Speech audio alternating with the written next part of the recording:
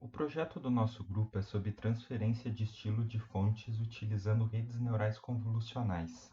A motivação inicial do projeto era fazer uma tradução de onomatopeias em japonês contidas no desenho de um mangá, preservando o seu estilo original.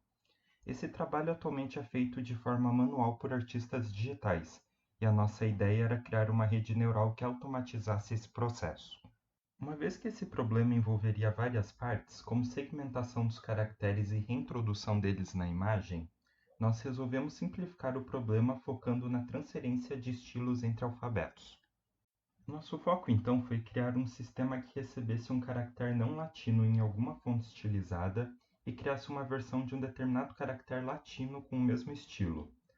No exemplo mostrado, o A maiúsculo serve como conteúdo e um caractere chinês serve como fonte de estilo. O objetivo é gerar um A maiúsculo com uma aparência semelhante ao caractere chinês. Primeiramente, procuramos como base trabalhos sobre Style Transfer, ou transferência de estilo, que é uma área bem desenvolvida na comunidade. Um exemplo simples é a combinação de uma foto de uma tartaruga com uma pintura de ondas do mar. Métodos tradicionais de transferência de estilo permitem criar uma imagem que parece uma pintura no estilo das ondas, mas representa a mesma tartaruga marinha da foto. Basicamente, transferência de estilo é um problema de otimização. São usadas definições de uma função de distância entre conteúdos e uma função de distância entre estilos, e se tenta encontrar uma imagem de saída que minimize as distâncias para as respectivas imagens de entrada. Essa otimização geralmente é feita usando uma rede neuroconvolucional, ou seja, uma rede cujas camadas são matrizes representando imagens. O resultado mostrado foi obtido com um refinamento da rede profunda VGG19. Para nos familiarizar com a técnica, tentamos rodar o código tirado da internet com algumas imagens para analisarmos seu funcionamento. Podemos ver nessa imagem o logotipo do Batman, que serviu como fonte de conteúdo. E a segunda imagem, que é a Noite Estrelada de Van Gogh, serviu como fonte de estilo. E rodando o código de Style Transfer, obtivemos a seguinte imagem, que ficou deveras bonita. Voltando ao nosso problema original, resolvemos verificar se essa rede consegue fazer o Style Transfer entre fontes de caracteres. Para testar um caso mais simples, tentamos fazer uma transferência entre duas fontes no alfabeto latino. Usamos como fonte de estilo um I em itálico e como fonte de conteúdo um A normal, esperando obter como resultado um A em itálico. Infelizmente, o resultado foi o borramento de metade da imagem de conteúdo, sem qualquer indicação de itálico. Isso provavelmente ocorreu pois a função de distância de estilo usada busca preservar cores e textura, enquanto a função de conteúdo preserva o formato. O que queremos, no entanto, é usar o formato como estilo, correspondendo às diferentes fontes, e usar a topologia como conteúdo, preservando o caractere. Então, procuramos outras soluções e encontramos um problema parecido com o nosso, envolvendo a criação de novas fontes para o alfabeto chinês. Um artista precisaria criar 26.000 caracteres com um novo estilo, o que é um trabalho que pode levar anos para ser feito manualmente. Assim, encontramos diversos estudos no sentido de automatizar esse processo depois que o humano tenha criado alguns exemplos de caracteres na nova fonte. Um projeto com resultados interessantes e suficientemente simples para testarmos foi o projeto Rewrite. Ele treina uma rede neural que recebe como entrada um caractere chinês em uma fonte padrão e como objetivo o mesmo caractere na fonte-alvo. A proposta é que a rede aprenda a fazer a transformação e que quando receber um caractere na fonte padrão que nunca viu antes, o converta para a fonte-alvo. Como o projeto era feito em um ambiente relativamente antigo, resolvemos reproduzir a arquitetura descrita por ele no Keras. Essa consiste em uma entrada de 160 por 160 pixels, uma série de camadas convolucionais que usam um número crescente de filtros em tamanhos decrescentes e, por fim, uma camada de Maxpool que reduz o tamanho da imagem pela metade em cada eixo.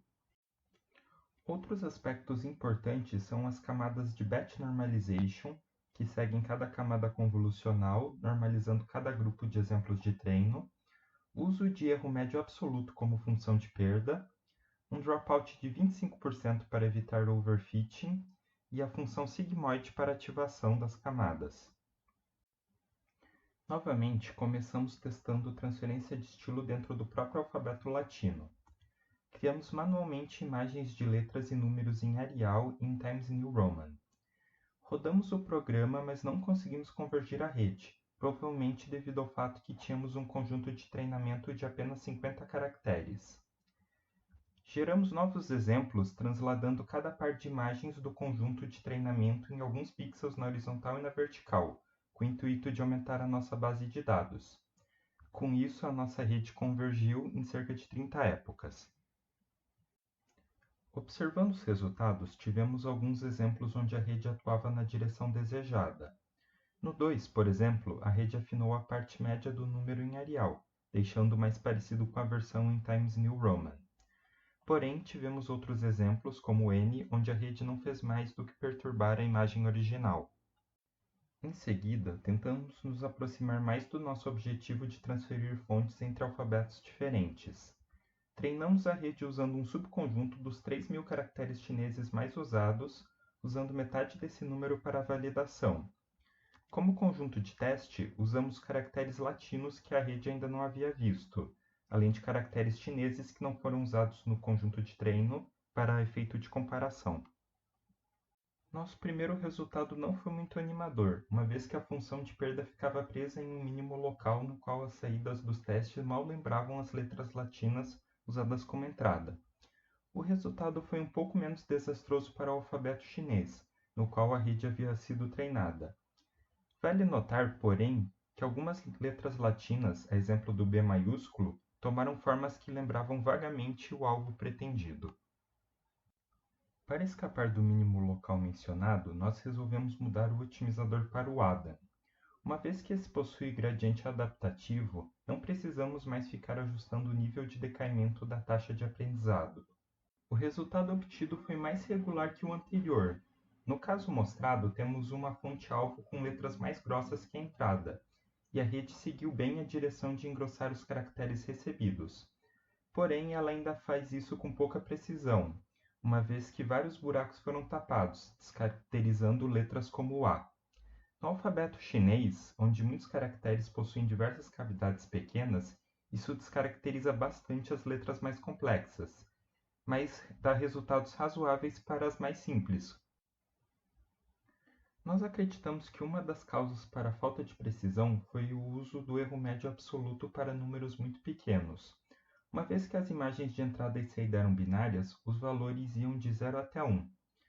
Em uma tentativa de resolver isso, mudamos a função de perda para a versão logarítmica do erro médio absoluto.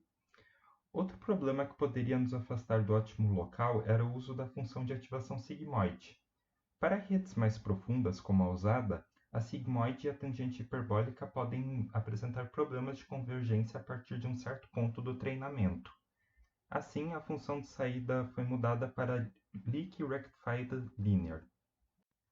Os resultados obtidos preservaram melhor as características das letras de entrada, tanto para as letras latinas quanto para os caracteres chineses.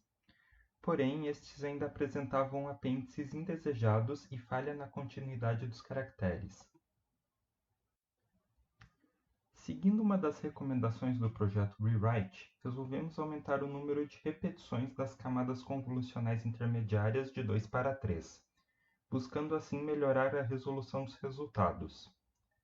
De fato, a rede resultante apresentou menos ruído e falhas nas saídas dos testes. Como resultado, o alfabeto latino tinha resultados melhores do que os caracteres mais complexos do alfabeto chinês, mesmo não tendo sido usado no conjunto de treino. Em conclusão, a nossa rede ainda não consegue gerar a maioria das letras com uma qualidade suficiente para ser utilizada num contexto prático. Além disso, nosso modelo exige que a rede seja retreinada para cada novo estilo a ser reproduzido. Também estamos usando um conjunto de treinamento maior do que o que seria disponível no nosso contexto original. Porém, o nosso experimento serviu para mostrar que uma rede treinada num alfabeto diferente do latino pode ser aplicável nesse, o que ainda é um resultado interessante. Por fim, as nossas referências principais foram os artigos sobre transferência de estilo e, é claro, os artigos do projeto Rewrite e o seu código-fonte no GitHub.